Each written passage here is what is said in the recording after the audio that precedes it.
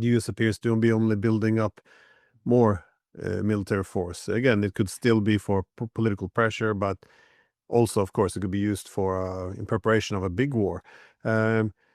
What do you make of this? There's a lot of assets the US is building up. On one hand, it can inflict serious pain on the Iranians. On the other hand, it seems to be placing a lot of targets in the region as well. Um, how do you think a war like this will play out? I mean, there's been war games in the past, but these things aren't accurate. Well,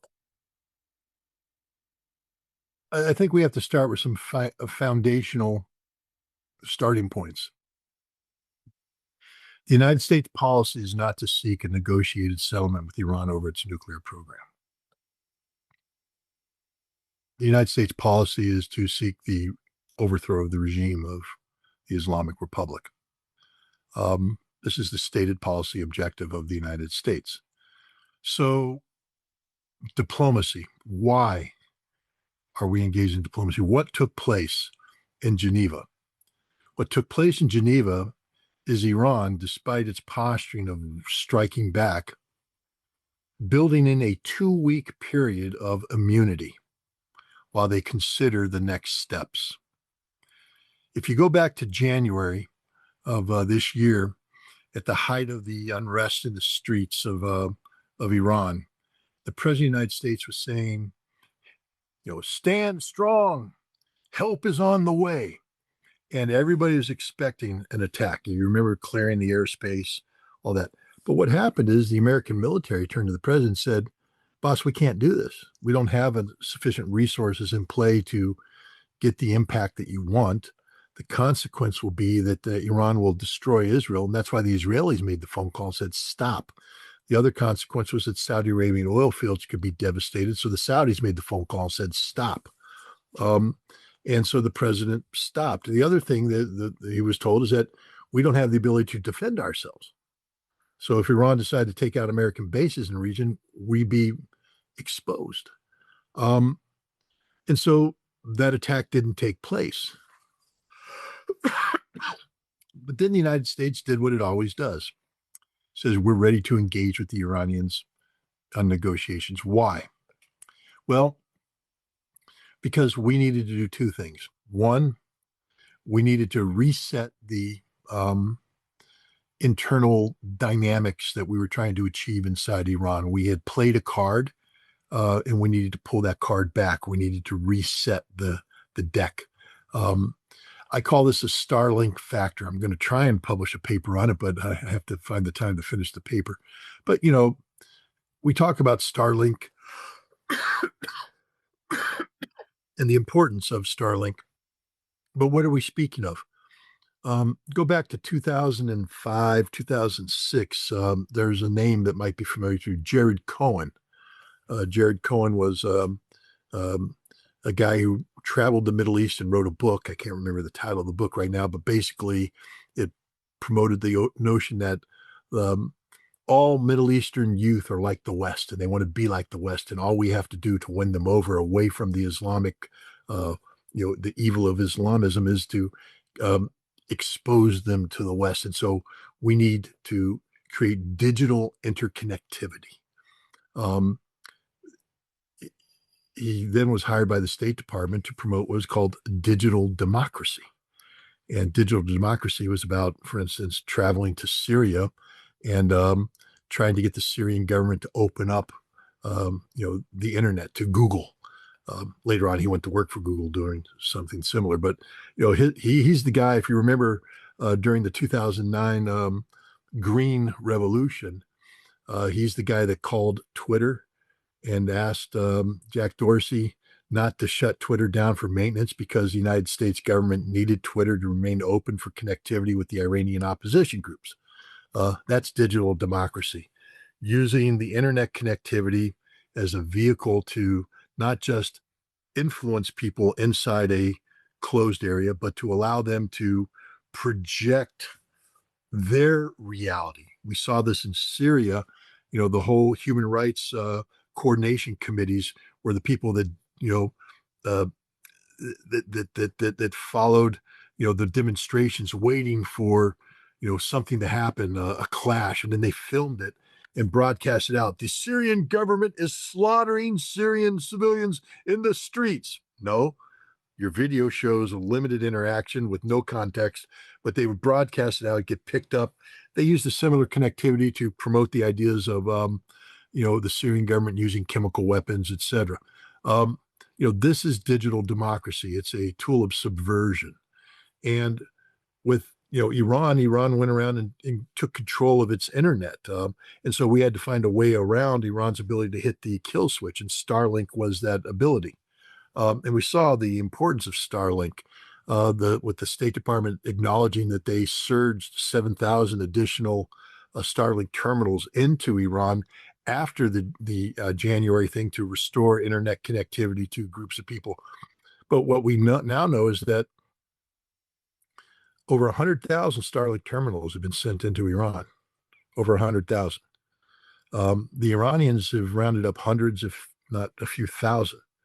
Let's say that Iran got 20,000.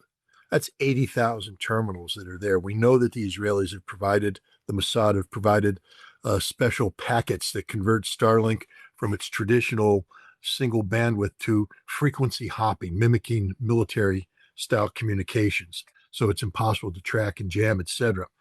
Why? Because we are infecting the minds of as many Iranians as possible with anti-regime logic, hybrid warfare, mental warfare, causing clash with them, and creating the potential for them to project imagery outside that influences the world. For instance, you remember the hysteria. They're gunning down hundreds of thousands of Iranians. Well, it was 3,000, and most of them were killed by the bad guys. But it doesn't matter. They create this perception. Well, we have to reset that. And it's not that we have to get things, that we just have to reset the conditions so that when we call upon these 80,000 to rise up and burn the cities of Iran, that we're able to back them up twofold. One, with military campaign to suppress Iran's regime ability to suppress their abilities, and two, to empower those players that didn't get mobilized. Where was the Baluch Liberation Army during the January Revolution? Nowhere. Where was Pijak? Nowhere. Where's the Mujahideen al-Khalq? Nowhere. All these armed factions that exist, they never went to the streets. Why? Because they were supposed to go to the streets once we started bombing. Then they would rise up and make the military move to bring down the regime once we suppressed. But we had to reset. We didn't have sufficient power to achieve that objective. But now, to bring that power into play, we're moving them, as you said, we're moving a lot of targets into a region that makes them vulnerable. So what we needed to do is create a window of invulnerability.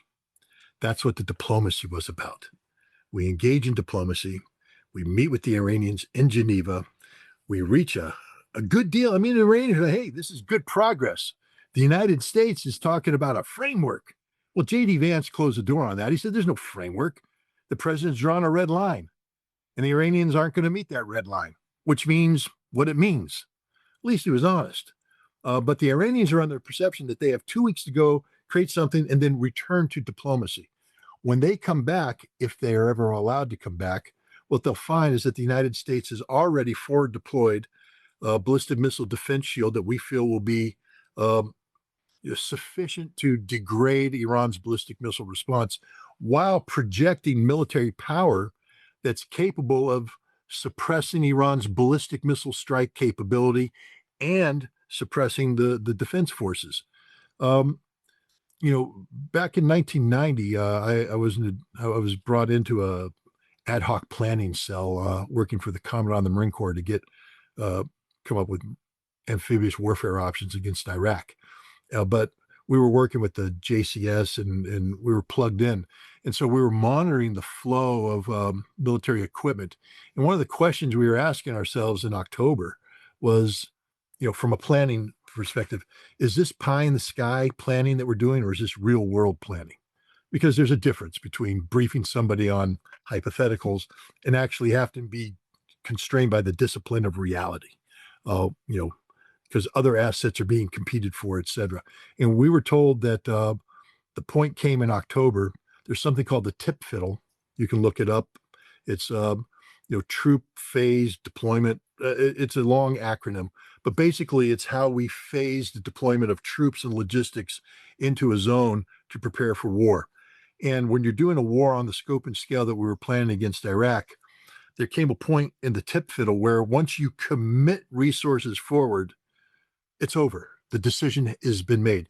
And the decision was made in mid-October that we were going to go to war in January, and it was never going to change, no matter what diplomacy happened, et cetera, because too much resources have been put forward. I'm of the opinion that if these aircraft actually settle in and we begin to get the fuel and munitions brought in, coupled with the air defense systems, that we'll have reached the equivalent of that tip fiddle moment of commitment, and that sometime in the next week, there will be no going back, regardless of whatever. Iran could come in and declare, whatever they wanted to declare. It will be, we're going to war with Iran. The political decision has been made. As long as those green lights go off, and right now the military is getting itself positioned with carrier battle groups, with Tomahawk delivery systems, with this new strike capability, that we will initiate a conflict with Iran that's designed to retard, it can't completely eliminate, but retard their ballistic missile retaliation capability. And we're going to do it with an air campaign designed not to provide Iran any window of opportunity for mass launches. They may be able to sneak a launcher out and fire 1 or 2 missiles, but they won't be able to do mass launches because we'll be on them with the air plan that we're planning. So I think war is inevitable. I think the political decision has definitely been made. We just need the military to green light the last aspects of it. It's a regime change operation, which means it's more than just traditional. You talked about war gaming. Traditional war games didn't have this regime change component plugged in. This is a war game not about the physical occupation of Iran by American boots on the ground. This is a war game about empowerment of domestic opposition to remove. And people, Nima Rostami, who is, an Iranian who was just in Iran, he thinks they have a snowball's chance in hell. I tend to agree with him, except I'll just point out that most populations are passive. And if you get a situation where the Iranian government is eliminated, and now you have to fall back on redundancy capability that has yet to manifest itself, where security forces are stymied, suppressed, destroyed, humiliated, and you wake up one morning thinking you're going to go do a demonstration in downtown Tehran, expressing your support for the Iranian government, only to look out in the streets and see white pickup trucks with PJAK militants and Baluch militants and Mujahideen al-Khalq roaming the streets, taking over the street corners. You're going to stay in your house. And that, I think, is the goal and objective. Look at ISIS, the way ISIS rolled through Mosul in Iraq. When the Iraqi army collapsed, ISIS rapidly took control of population centers, not because they outnumbered the population, but because they intimidated the population. And I think this is the strategic objective of the United States, is to create the conditions where these various militant factions can take over Iranian cities, remove the Iranian government, declare the Islamic Republic dead, and then the United States will move in with Jared Kushner's hand-picked new government of Iran to take over. Whether they'll succeed or not, I don't know, but I wouldn't call it far-fetched fantasy. How many people thought that Venezuela would buckle like they did when Maduro was captured? How many people anticipated the extent to which the CIA would be able to penetrate Venezuelan political, military, and economic elites and seize control of Venezuela? The idea that the CIA has been asleep at the wheel in Iran is an absurdity. We have 80,000 Starlink terminals that suggest otherwise.